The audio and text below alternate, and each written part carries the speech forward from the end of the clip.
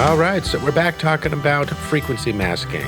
And the last couple videos have all kind of built up to this one. This is probably my favorite and most powerful technique you can do to resolve frequency masking, which is sidechaining dynamic EQs. And we're going to start with the before and after. So we'll listen to the mix with 4 different dynamic EQs that are sidechained to the vocal, turned off, and then I'll turn them on.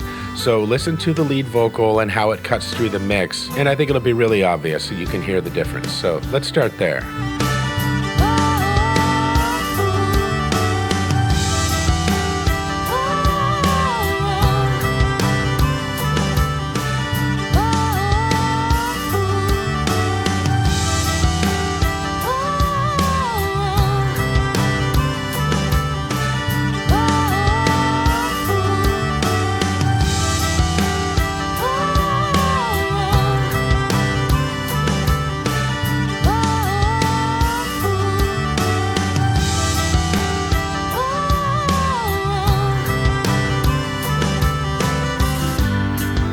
Yeah, so I think it's pretty obvious that when those dynamic EQ sidechains are turned on, the vocal becomes way clearer. But what's also a little obvious is you can hear the ducking in the fiddle, and we're going to walk through all of the settings on these EQs so we can explore what's subtle, what might be a little too much, and how to dial in the settings. So let's get on into it.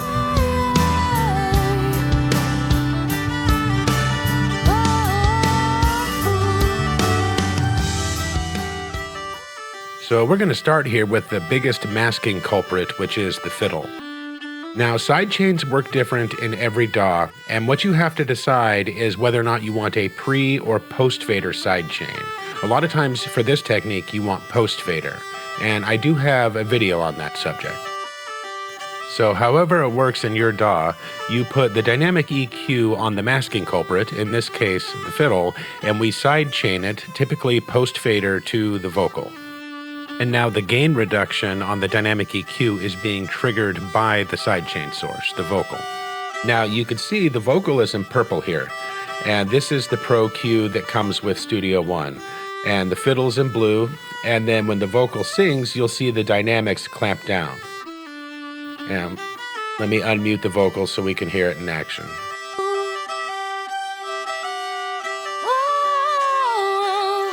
So the way I have it set works really well, but the fiddle is audibly getting quieter when the vocal sings. And that's fine unless you want to be a little more transparent about it. Now this is still way more transparent than if you just sidechained it with a compressor or a volume ducker. And that's one of the great things about doing this technique with a dynamic EQ is you have a lot of control over which frequencies that you're ducking.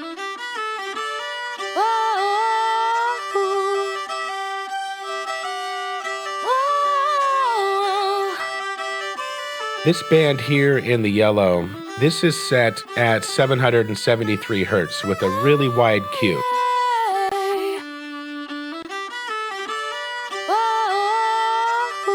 The wide Q is nice because it's natural, but I'm taking out over 8 dB, so it's quite a bit. So it's really jumping out of the way of the vocal in the mid-range. Now the green one up here is the high mid, just under 3K, and that's the clarity range for the vocalist. And that one's important so the enunciation of the vocal isn't masked by the fiddle. And then we have another little bit taken out down here at just above 300 Hertz, another 3.5 dB or so, that's letting more of the fundamentals of the vocal through. And as we covered in the previous videos, masking tends to roll uphill. So if you have masking in your lows or low mids, that's going to make the problem worse. It kind of cascades up the spectrum a little bit. So it is important to watch the last 3 videos if these concepts are new to you. But yeah, dynamic EQs, sidechains, this is why they're so powerful. Is we're just removing like targeted little areas and having those duck out of the way, and then you can see the recovery. You know, the fiddle is nice and natural and steady, and as soon as her voice gets softer or louder, it responds to that with the dynamics. Yeah, these sidechains are really cool. Now, here's something else to consider. If I dial back, let's start with this big one in the middle. If I dial this back, so I'm not taking out over 8 dB, I'm just taking out, here's right around 5 dB, and I narrow the Q a little bit, you can see the overlay between the blue and the purple. All of these fundamentals in here that the vocalist is singing land somewhere between, 400, 600 hertz for the most part in this melody. The fiddle and the vocalist are constantly stepping on each other in this area. So you can kind of roll these around and use your ears to find where you find the most separation and clarity. And a lot of times you'll find that using several nodes with modest settings works the best. But there's quite a bit here that's interfering, so you do this in the context of the mix and see where it kind of punches through. Using multiple nodes in the right place with gentle settings will help this method sound much more natural and not like it's so obviously ducking.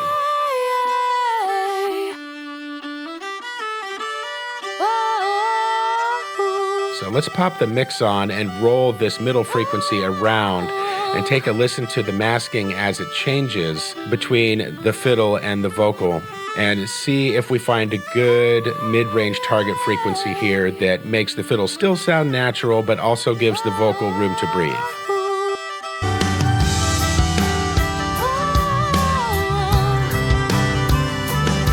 Okay, here's 1K.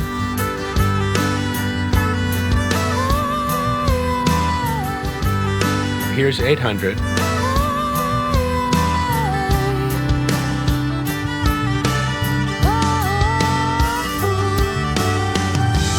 Here's 700. Here's 600. That's why I have three things going on here, not just one, because there's a lot of masking occurring. But that's how you would do it. You would sweep around and listen to the masking and where it is and what works best for your mix. And it's great ear training, too, to practice this. So hopefully that shows you why it's better to have multiple EQ nodes. And then I also have that high shelf, which is just like for the air of the vocal. And the original setting was pretty heavy-handed. So now we've dialed it back a little bit, and the high mid is letting the clarity region of the vocal through, and we're going to dial that back a little bit as well. And I'm also going to raise that. It was just below 3K, and now it's at 3.24. We're going to dial that back a little bit so this isn't so heavy-handed, so when she sings, the fiddle doesn't sound so obviously ducking out of the way. So let's take a listen to this. Yeah, we still have good clarity and separation. It's helping the masking a lot, but it's not as heavy-handed. Now, whatever dynamics control plugin you're working with, when you see a range here, the range is the maximum of the threshold. It's kind of a barrier for the threshold that the threshold cannot pass. So we have a range and a threshold, and they're both important here. So you can see the recovery there. At the very first part of the line, the threshold is buried completely to the range. It is on all three of these, actually. Now, if I lower the range a lot, take a look. Yeah, and so now there's no range barrier for the gain reduction of the threshold. So if you have a really dynamic sidechain source, you might want to think about increasing the range. So if there is a few moments in time where the threshold really needs to duck a long ways out of the way, it has that room to breathe. That's what the range control does. But you have to consider that the more you let it breathe, the more audibly it will be ducking out of the way. Just take a listen and trust your ears, because the range tool is super powerful here, and a lot of dynamic EQs have this type of setup. Now let's do the same thing with our 800 hertz mid-range. Let's lower the range a bunch and take a listen. So we gave that threshold way more room to breathe, and it's taking out quite a bit. We can back off the threshold a little bit. The relationship between the range and the threshold is where a lot of this control comes in. So it all depends on your mix and your sources as to how you want to set these. And like I said, you can be super heavy-handed with it, but it's not going to be subtle and natural. So that's all case-by-case basis stuff. Don't just focus on the vocal and how clear it is. Also focus on the fiddle and how much it's ducking and how unnatural it sounds when you dial in these settings. Now, this is TDR Nova, and this is a free dynamic EQ that everyone can use, and you can assign a sidechain source here, and it works kind of the same way. Now, this one is on the acoustic, so let's take a listen to the acoustic and the vocal together, and I'll bypass it. Yeah, acoustics and vocals are notorious for masking, and that makes sense. And this is a great little way to add some extra control to duck the acoustic out of the way. And I have kind of a similar thing going on here. 300 hertz, and it's a nice, broad, more of a Baxendale curve, but I'm not ducking out the low stuff very much around 100. So I'm leaving the weight of the acoustic, just like I did with the fiddle. That's not where the masking's occurring. The masking's occurring more in the low mids and mids. Now, in the last video, I talked about using dynamic EQs to compress the low end of instruments to reduce overall masking, and that's different than this. This is about sidechaining low end to something like a vocal. That I try to avoid. That doesn't mean that I don't want the acoustic and the piano or whatever to have a nice compressed low end in of themselves. Now, as far as the bandwidth of these EQ cuts, or the Q value, in general, a narrow cut is going to be more transparent than a broad cut. But these really broad cuts are super useful, but you typically just want to do less gain reduction, like maybe a couple dB, and that will help them stay more transparent. But a safe bet is to just never take out more than you need to, and try to keep it natural sounding.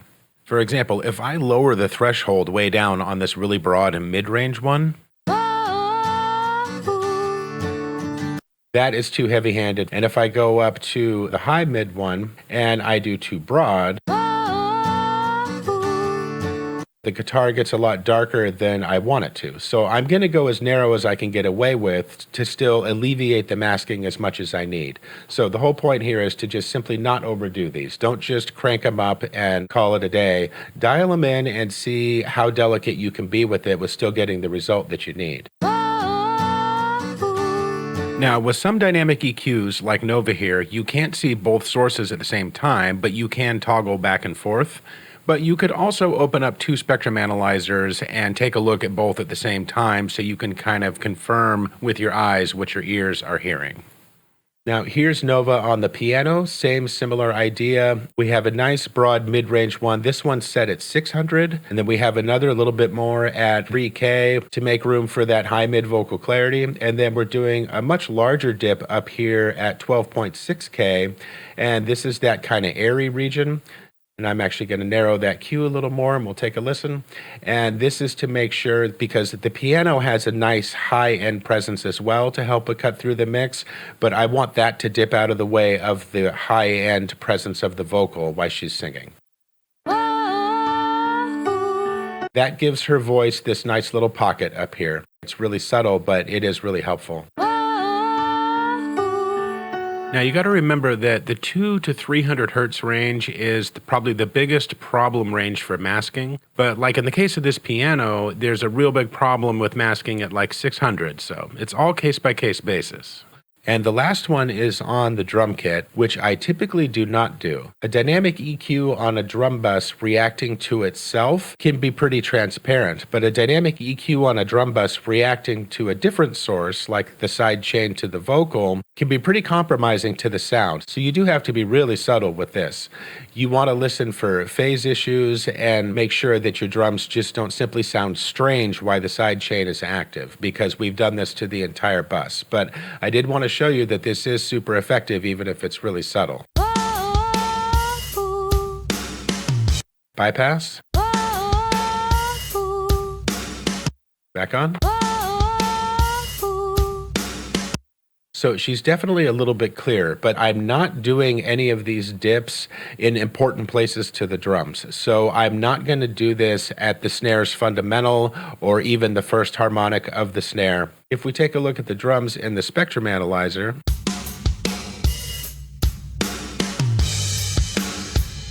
the drums already have a nice hollowed out spot here between 600 and 1K. But they have a lot of energy down here in the low mids. So the snare is naturally going to be in the masking frequency range of the vocal, But it's really not a problem because the snare is a transient instrument. So if the snare is covering the vocal whenever the snare hits, it's really not a big deal because it happens so fast. It comes and it goes. If you do want to do this a little bit, just do it subtly and make sure you do it in a smart place. You don't want to do this right at the frequency where, say, the hi-hat is really crucial in the mix, because you don't want that to sound like it's ducking out of the way of the vocal too much. Like our high mid band here, I have set at 1.7K. Let me solo it out. See, there's not a lot of crucial information right there. That stuff I can stand to lose. And the low mid frequency, let's solo that out. That's some resonance from the snare, but it's not the body or weight of the snare. So yeah, you can get a little bit of extra room for a vocal right here because these regions aren't super important for the drums, so ducking out a little bit can be useful. They are important for the vocal. And that's why this one is super subtle and maybe not even necessary, but it is a couple extra dB out of the way of the vocal. Bypass. The drums still sound really natural, and it gives the vocal a tiny bit of extra edge. It's just a little bit of extra space. So this is probably the least important of the 4 side chains, but I wanted you to know that A, it is possible, and B, every little subtlety does help just for overall masking. Now, one other really important thing about this technique would be the attack and release times on the dynamic EQ sidechain. Now, not all dynamic EQs offer independent attack and release time on each node. Like, for example, the Pro Q3 that comes with Studio One does not. They're automatic and they work pretty well, but Nova does. So if you're struggling to get a natural sound, you might try a different EQ that offers you some independent control. Now, I also want to apologize. On the last video I did on how compression affects masking, I misspoke and I referred to a 50 millisecond attack time as fast, and I meant to say slow, so sorry about that. But a safe bet is to start with a slow attack around 50 milliseconds and a fast release around 50 milliseconds. And then you'd adjust them from there depending on your tempo and your material. Now, if you decrease the attack time from 50 down to 40 and 30 and see what you can get away with, just listen for the initial burst of the sound to make sure you're not cutting off too much of the transient, because you want the initial ducking to be slow enough to sound natural. And same thing for the release. If the 50 millisecond release time is too fast and it sounds like it's unnaturally recovering in a hurry, then maybe you can slow it down to more of a medium release time, like 100 or 200 milliseconds, and look for that happy medium where the recovery is fast enough to get it back up to full volume, but slow enough to still sound natural. So again, let's take a listen to this with all 4 of these off and then back on.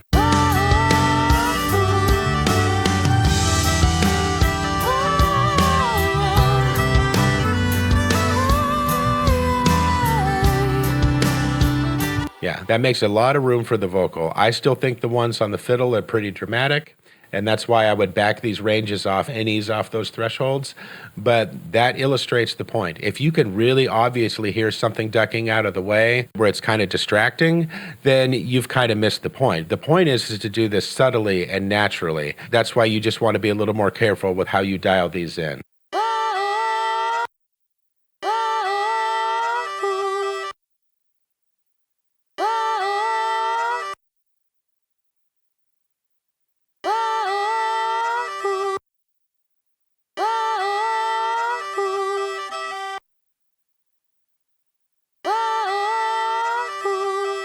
Yeah, that's going to be a little more natural. That's a little more reasonable, a little more subtle. Pop it in the mix.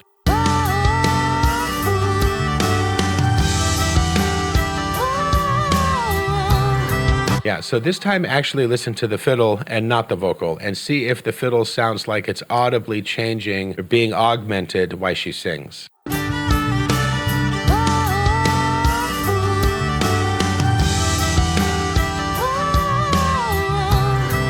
Yeah, I still think that mid-range 800 hertz one needs to be dialed back a little bit further, but there you go. That is a super powerful masking technique. Now, I do have another video on this topic that I'll link to in the description, and it's a little bit more of a subtle song with a little bit less heavy-handed side chains. So if you want to learn more about this, check that out, because it's helpful to see this in a couple different examples. But let me know what you think in the comments. I hope you like that. And let me know if there's anything else you want me to tackle. I am hoping to get to drum bus compression coming up here pretty soon. And I want to remind you that we talk about this stuff every week over on Patreon. It's just $5 a month. There's a lot of great stuff over there, including a great mix review that we just did a few days ago. So if you're into mix reviews, you might hop over and check that out. But thanks for watching, and I'll catch you on the next one.